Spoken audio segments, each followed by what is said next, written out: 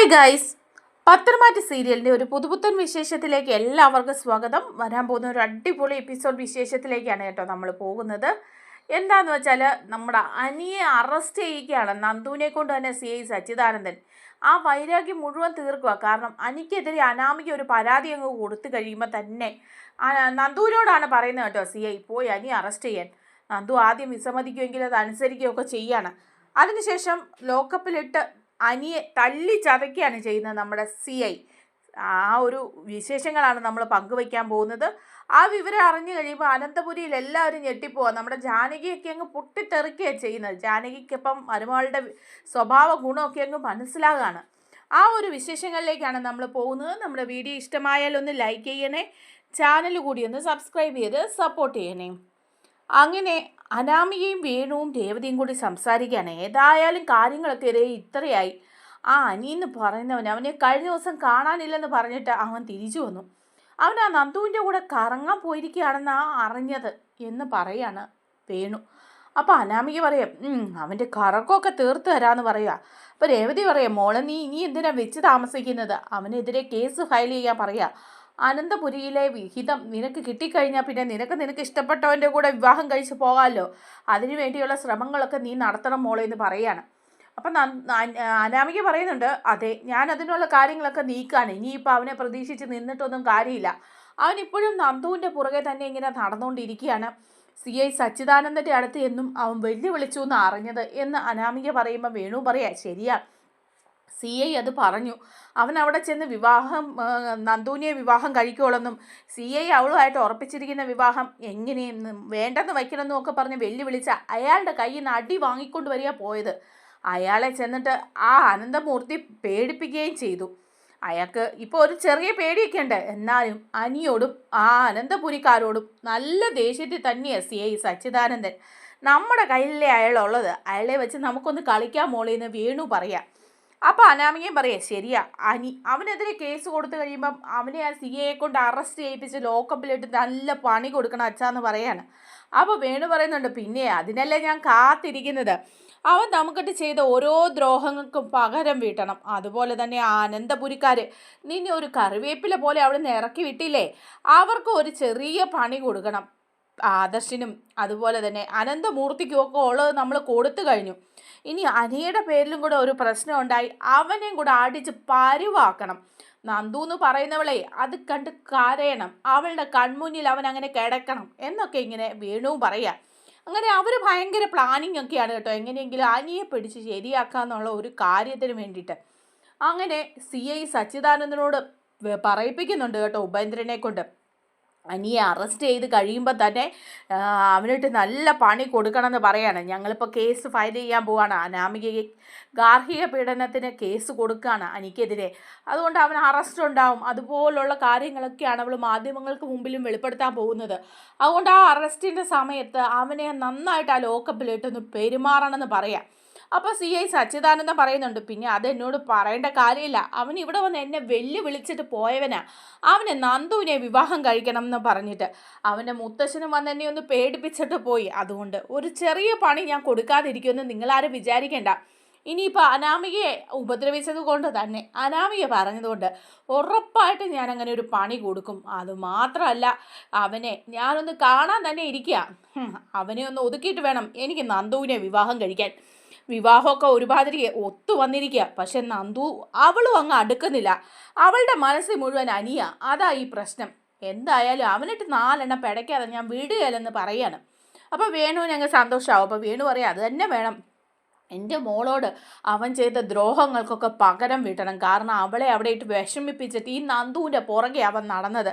അതുപോലെ അനന്തപുരിയിലെ ആ മൂർത്തി സാറ് അയാൾ ഇപ്പോഴും രാജാവാണെന്ന് പറഞ്ഞ് കഴിയുന്നത്. അനന്തപുരിയിലെ രാജാവ് അയാൾ പറയുന്ന പോലെ അവിടെ ഒരു ഇല പോലും അടങ്ങുള്ളൂ എന്ന് പറയുമ്പോൾ CI പറയാം എനിക്കറിയാം, അയാളെക്കുറിച്ചൊക്കെ ഞാൻ നന്നായിട്ട് ധരിച്ചു വെച്ചിരുന്നതാണ്. പക്ഷേ ഇവിടെ വന്ന് എന്നെ വെല്ലുവിളിച്ചപ്പോൾ കാര്യങ്ങളുടെ പോക്കൊക്കെ എന്താണെന്ന് എനിക്ക് നന്നായിട്ട് മനസ്സിലായി. അവർക്കെല്ലാവർക്കും ഒരു പണി കൊടുക്കാൻ ഞാൻ തയ്യാറായി തന്നെ ഇരിക്കുക. ഇനിയിപ്പം നിങ്ങൾ പറഞ്ഞില്ലെങ്കിൽ പോലും അത് ഞാൻ ചെയ്യുമെന്ന് പറയാം. അങ്ങനെ നമ്മുടെ അനാമിക കേസ് കൊടുക്കുകയാണ് അനിക്കും അതുപോലെ അനന്തപുരിയിലുള്ളവർക്ക് എല്ലാവർക്കും എതിരെ. നമ്മുടെ ജാനകിക്കെതിരെ കൂടി കൊടുക്കുകയാണ് കേട്ടോ. ഗാർഹിക പീഡനത്തിന് പരാതി കൊടുക്കുകയാണ്. അനാമികയെ അവിടെ ഇട്ട് ഒരുപാട് ഉപദ്രവിച്ചെന്നും സ്ത്രീധനത്തിൻ്റെ പേരിലും ഒക്കെ, അതുപോലെ ഭക്ഷണം പോലും കൊടുക്കാതെ ജാനകി ദ്രോഹിച്ചെന്നൊക്കെ അനാമികയെ കൊടുക്കുന്നത്. അനന്തപുരിയിലെ ഒരു വേലക്കാരിയെ പോലെ കണ്ടതെന്നും അവരുടെ ഒപ്പം പണം ഇല്ലാത്തത് കൊണ്ടാണ് അവരങ്ങനെയൊക്കെ ചെയ്തതെന്നും, അനിയാണെങ്കിൽ വിവാഹശേഷവും നന്ദുവിൻ്റെ പുറകെയായിരുന്നു, അതിൻ്റെ പേരിൽ ഒരുപാട് പീഡനങ്ങൾ ഞാൻ അനുഭവിക്കേണ്ടി വന്നെന്നൊക്കെ അനാമിക കേസ് കൊടുക്കുകയാണ് ചെയ്യുന്നത്. കേസെല്ലാം കൊടുത്തിട്ട് ഇറങ്ങി വരുമ്പം വേണു പറയുന്നുണ്ട്, മോളെ നമ്മുടെ കേസിന് നല്ല ബലമുണ്ട്, വക്കീൽ എന്നോട് പറഞ്ഞു എന്തായാലും 2-3 കോടി രൂപയെങ്കിലും നിനക്ക് നഷ്ടപരിഹാരം കിട്ടും, അവന് അത്രയധികം ആസ്തിയുണ്ട് എന്ന് പറയാണ്. അപ്പോൾ അനാമിക പറയുന്നുണ്ട്, ഇത് തന്നെയാണ് എൻ്റെ ലക്ഷ്യവും, അല്ലെങ്കിൽ അനന്തപുരി സുഖമായിട്ട് ജീവിക്കാമെന്നൊന്നും വിചാരിച്ചല്ലോ നമ്മൾ പോയത്, അവിടുന്ന് കിട്ടാവുന്ന പരമാവധി ഒപ്പിച്ച് അവിടുന്ന് ചാടണമെന്ന് തന്നെയല്ലേ അന്നേ ഞാൻ വിചാരിച്ചത്. ഇപ്പോൾ ദേ ഇങ്ങനെയൊക്കെ ആയെങ്കിൽ ഇങ്ങനെയൊക്കെ ഇതിൽ നിന്നൊന്ന് ഓരഞ്ഞ് പോയാൽ മതിയായിരുന്നു എന്ന് പറയണം. അപ്പം വേണു പറയുന്നുണ്ട്, ഉറപ്പായിട്ടും മോളെ നിനക്ക് ഡിവോഴ്സ് കിട്ടും, നിനക്ക് അതിൻ്റെ കൂടെ നഷ്ടപരിഹാരം കിട്ടും, പിന്നെ നിനക്ക് ഇഷ്ടപ്പെട്ട ഒരുത്തൻ്റെ കൂടെ ജീവിക്കുന്നതിന് നിനക്കൊരു തടസ്സവും ഇല്ല. പിന്നെ നിനക്ക് ആകെപ്പാടെ ഉണ്ടായിരുന്ന ഒരു വിഷമം ആ നന്ദു അനിയും കൂടി ഇനി ഒന്നിച്ച് ജീവിക്കുമോ എന്നുള്ള കാര്യത്തിലാണ്. നീ പോരുന്ന ഇടവേളയിൽ ആ നന്ദു അനന്തപുരി കയറി കൂടുമോന്നല്ലായിരുന്നു നിൻ്റെ പേടി. അതും ഇനി നടക്കാൻ പോകുന്നില്ല. നന്ദുവിൻ്റെയും CI സച്ചിദാനന്ദൻ്റെയും വിവാഹം അവളുടെ വീട്ടുകാരങ്ങ് ഉറപ്പിച്ചു. അതുമാത്രമല്ല, നയനയ്ക്കും നവ്യയ്ക്കും ഒന്നും നന്ദുവിനെ അനന്തപുരിയിലേക്ക് വിവാഹം കഴിച്ച് കൊണ്ടുവരുന്നതിനോട് യാതൊരു താല്പര്യമില്ല. കനകയും അതുപോലെ ഗോവിന്ദനും ആണെങ്കിലും വിവാഹം ഉറപ്പിച്ച് CIക്ക് വാക്ക് കൊടുത്തിരിക്കുക. ഇനിയിപ്പോൾ അതേ നടക്കുള്ളൂ. ആ CI നന്ദുവിനെ വിട്ടുകൊടുക്കുമെന്നും തോന്നുന്നില്ല. അതുകൊണ്ട് അവൻ ഒറ്റയ്ക്ക് മനപ്രയാസപ്പെട്ട് ഇങ്ങനെ നടക്കുകയുള്ളൂ, നന്ദുവിനെയും സ്വപ്നം കണ്ടെന്ന് പറയാം. അപ്പോഴേക്കും അനാമിക പറയാം, ശരിയാ, അത് കാണണം എനിക്ക്, അവനും നന്ദുവും കൂടെ ഒരുമിച്ച് ജീവിക്കാനേ പാടില്ല.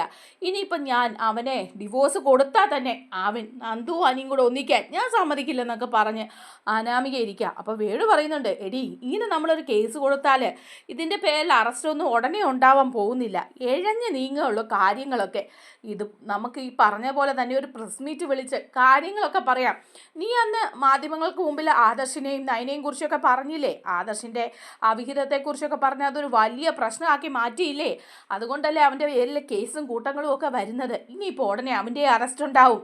അതുപോലെ തന്നെ പുറത്തേക്ക് ഇറങ്ങാൻ വരാത്ത അവസ്ഥയാണ് അനന്തപുരിക്കാർക്കുണ്ടായത്. വ്യവസായ മേഖലയിലൊക്കെ തന്നെ ഇത് തന്നെയാണ് ചർച്ച ചെയ്യുന്നത്. അതുപോലൊരു നാണക്കേട് ഇവർക്കും ഉണ്ടാവണം. നിന്നെ ബാക്കിയായിട്ട് ഒരു ഇൻ്റർവ്യൂ കൊടുക്ക്, പാർട്ട് 3 2 ഒക്കെ പറഞ്ഞിട്ട് അങ്ങ് കൊടുക്കുമ്പം അനിയെക്കുറിച്ചും അവൻ്റെ വീട്ടുകാരെക്കുറിച്ചും അവൻ്റെ അമ്മയെക്കുറിച്ചും ഒക്കെ നല്ല രീതിയിൽ പരാതി നീ പറയണം, നിന്നെ ദ്രോഹിച്ചെന്ന് പറയണം, ഇല്ല കഥകളൊക്കെ ഉണ്ടാക്കി അങ്ങ് പറയണം മോളെ എന്ന് പറഞ്ഞു കൊടുക്കുക. അപ്പം അനാമിക പറയാം, ശരിയാ, അത് ഞാൻ തീരുമാനിച്ച കാര്യം തന്നെയാണ്. കാരണം എന്താണെന്ന് വെച്ചാൽ അങ്ങനെ ഒരെണ്ണം കൊടുത്താലേ ഉള്ളൂ ആ കേസിനൊരു ഗുമ്മുണ്ടാവുള്ളൂ, പെട്ടെന്ന് അവൻ്റെ ഒരു അറസ്റ്റ് ഉണ്ടാവുള്ളൂ. അവനെ അകത്ത് പിടിച്ചിട്ട് ആ CIയെ കൊണ്ട് 4 എണ്ണം കൊടുപ്പിക്കണമെന്ന് ഞാൻ നേരത്തെ തന്നെ വിചാരിച്ചതാന്ന് പറയുക. എന്നാൽ പിന്നെ നീ ഇനി ആ ചാനലുകാരെ വിളിക്കുക, ഒരു ഇൻ്റർവ്യൂ അങ്ങ് കൊടുക്കുമെന്ന് പറയുക. അപ്പം അനാമിക പിന്നെ അതിനുള്ള ശ്രമമാണ് കേട്ടോ. അങ്ങനെ ചാനലുകാരെ വീണ്ടും വിളിച്ച് വരുത്തിയിട്ട് അനന്തപുരിയിൽ നിന്ന് അനാമികയ്ക്ക് നേരിടേണ്ടി വന്ന ദ്രോഹങ്ങളും അവിടെ നടക്കുന്ന കാര്യങ്ങളും ഒക്കെ എന്ന് പറഞ്ഞിട്ട് 3ാമത്തെ ഭാഗം ഇൻ്റർവ്യൂ കൊടുക്കുക. അപ്പോൾ അതിലാണെങ്കിൽ അനാമിക പറയുന്നത് അനിയെക്കുറിച്ചിട്ടാണ് കേട്ടോ. അനിയാണ് അനാമികയുടെ ഭർത്താവ്. അനി ചെയ്ത ദ്രോഹങ്ങളെക്കുറിച്ചും അനിയുടെ അമ്മ ചെയ്ത ദ്രോഹങ്ങൾ, അച്ഛൻ ചെയ്ത ദ്രോഹങ്ങൾ, അങ്ങനെ അനാമികയ്ക്ക് അവിടെ നേരിടേണ്ടി വന്ന പീഡനങ്ങളെക്കുറിച്ചിട്ടൊക്കെ ഒരു പരമ്പര പോലെ തന്നെ പറയാണ്.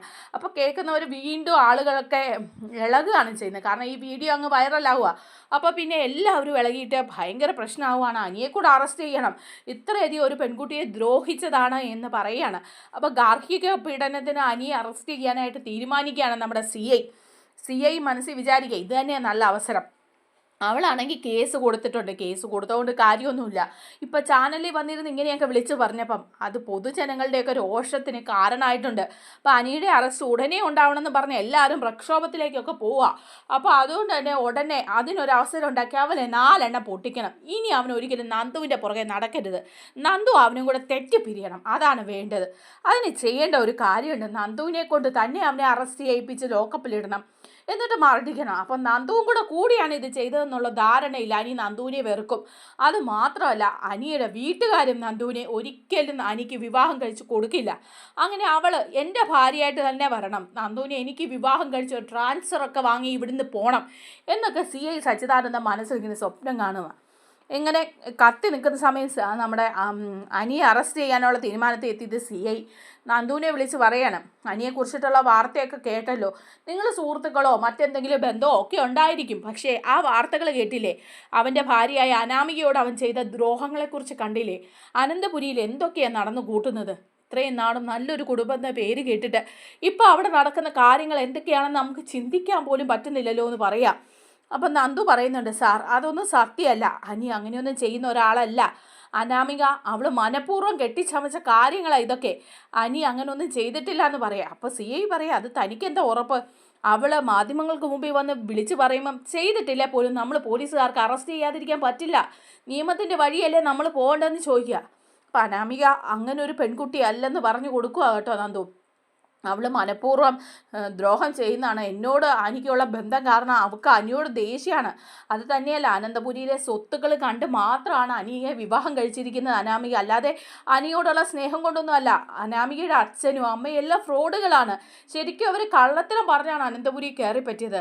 ആദർശേട്ടനോടും നയനേച്ചിയോടും ഉള്ള ദേഷ്യം കൊണ്ടാണ് ആദർശേട്ടനെ ഇങ്ങനെ മോശക്കാരനാക്കാൻ വേണ്ടി അവൾ ഇൻ്റർവ്യൂ കൊടുത്തത്. ഒരിക്കലും ആദർശേട്ടൻ അങ്ങനെ ഒരു തെറ്റ് ചെയ്തിട്ടില്ല എന്ന് പറയാം. അപ്പോൾ CI പറയാം, ആദർശ തെറ്റ് ചെയ്തിട്ടില്ലെങ്കിൽ അവർക്ക് തെളിയിക്കാമല്ലോ, സത്യം പറയാമല്ലോ, എന്നിട്ട് ഒരു വാക്ക് പോലും അവർ പറഞ്ഞിട്ടില്ലല്ലോ. ഇനിയിപ്പോൾ ആദർശിൻ്റെ പേരിൽ എന്തെല്ലാം പുകിലുകളാണ് ഉണ്ടാകാൻ പോകുന്നതെന്ന് കാണണം.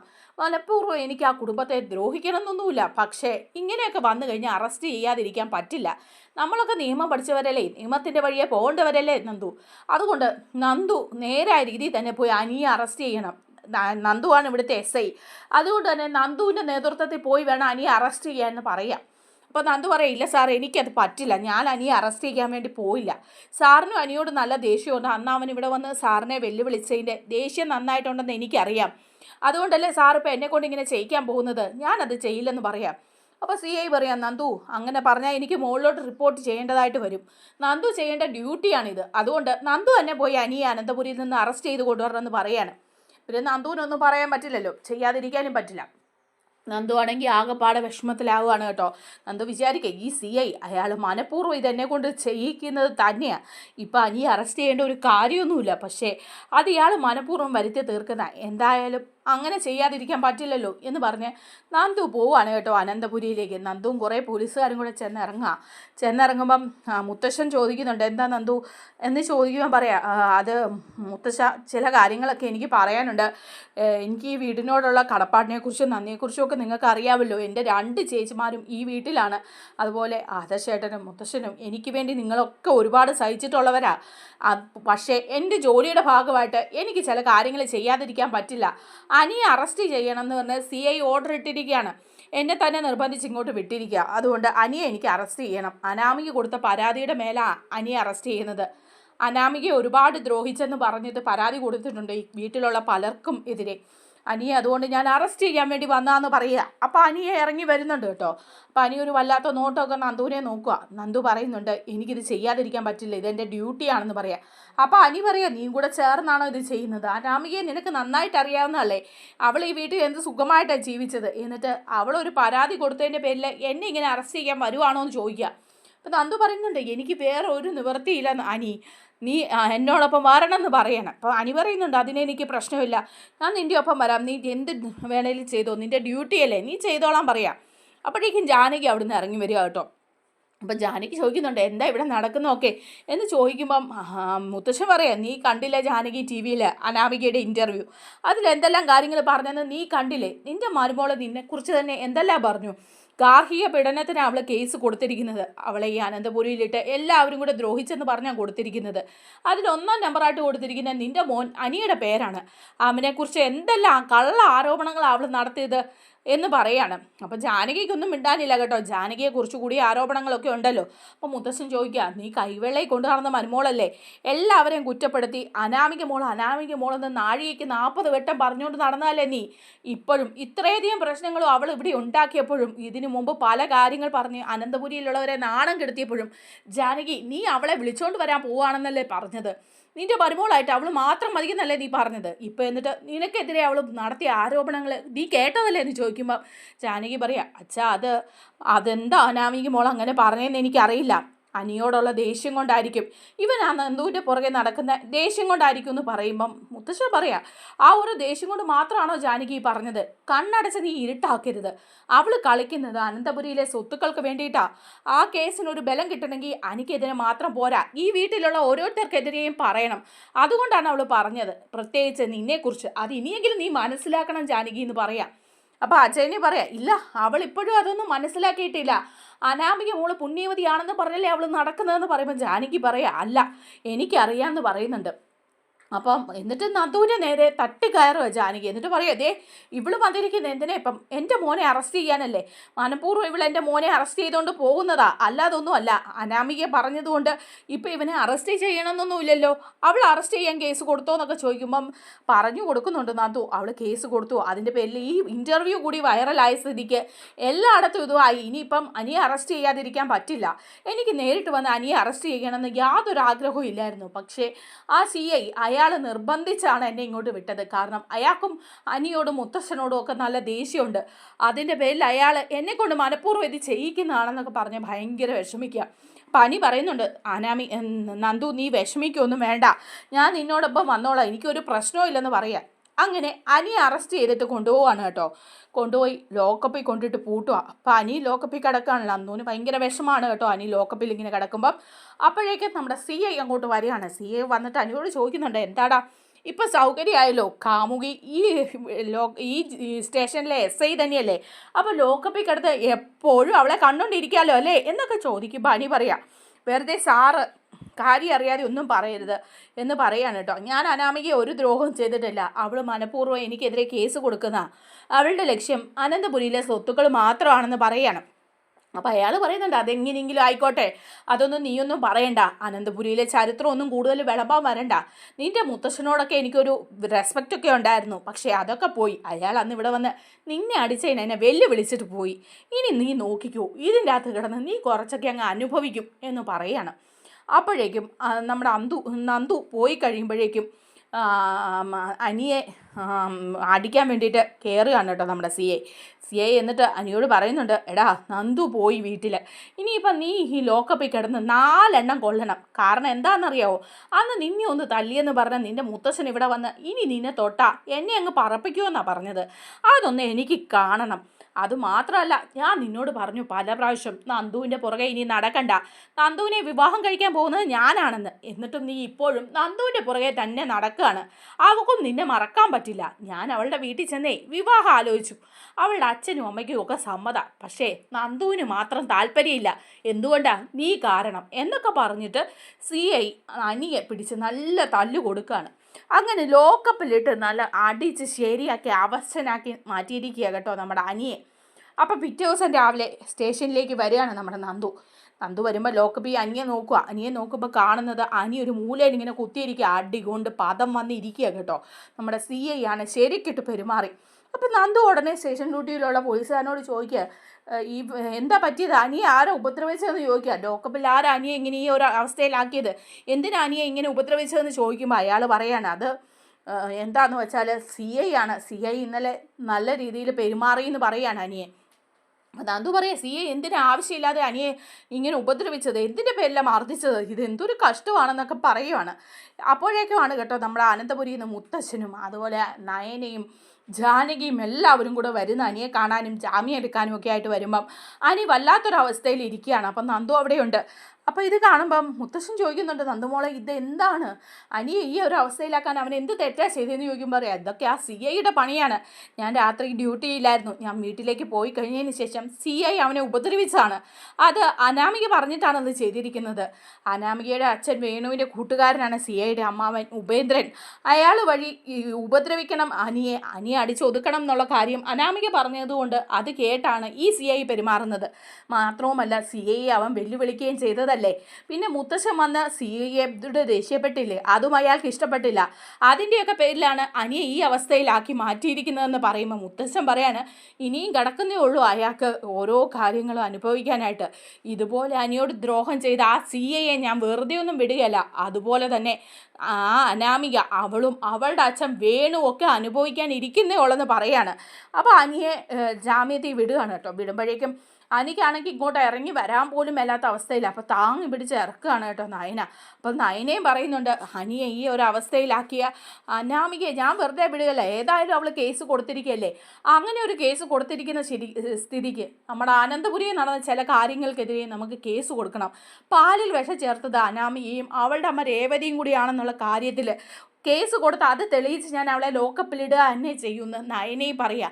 ജാനകിയാണെങ്കിൽ അപ്പോൾ അങ്ങ് കണ്ണുകളിൽ പൊട്ടിത്തെറിക്കുക, എൻ്റെ മോനെ നിനക്ക് ഇത് എന്തു പറ്റി, അവൾ ഇങ്ങനെയുള്ള ദ്രോഹം ചെയ്തോ നിന്നോടെന്നൊക്കെ ചോദിച്ച് ജാനകി അങ്ങ് സത്യമൊക്കെ മനസ്സിലാക്കുക കേട്ടോ അനാമികയുടെ ഗുണങ്ങളൊക്കെ. നമ്മുടെ വീഡിയോ ഇഷ്ടമായാലൊന്ന് ലൈക്ക് ചെയ്യണേ, ചാനൽ കൂടി ഒന്ന് സബ്സ്ക്രൈബ് ചെയ്ത് സപ്പോർട്ട് ചെയ്യണേ. താങ്ക്